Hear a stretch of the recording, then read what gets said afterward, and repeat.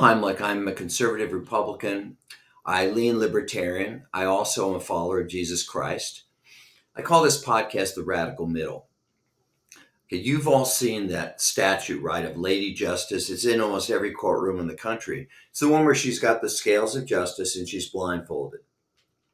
What's the purpose of the blindfold?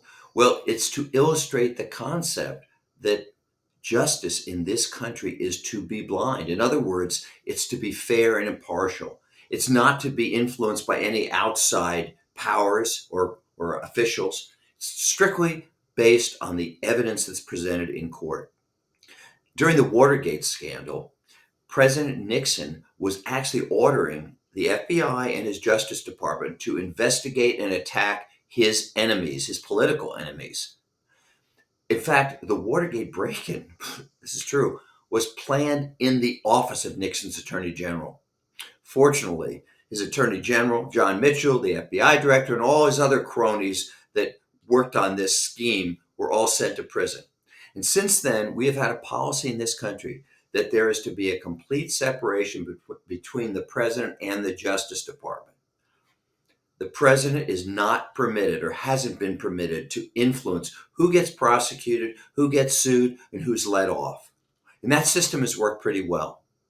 But it's now changing. President Trump appointed an attorney general named Pam Bondi, and he has made it very clear that he wants to tell her who to investigate and who to let off. So, for example, Eric Adams, he is the mayor of New York, and he was charged with a host of corruption offenses.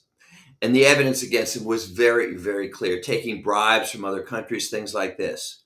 But he kind of became a chum of Donald Trump, and he agreed to help Trump on his deportations and stuff like this.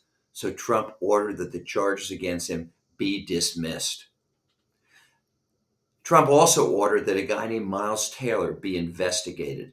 Miles Taylor was an official in the first Trump administration who wrote a column in the New York Times and a book that criticized Trump and his policies and his behavior. That's all. But for Trump, that's enough. He's being investigated. He's also ordered a guy named Chris Krebs to be investigated. Krebs was head of cybersecurity in the first Trump administration. And when he was asked if the 2020 election was rigged, he said, no, it was the fairest in history.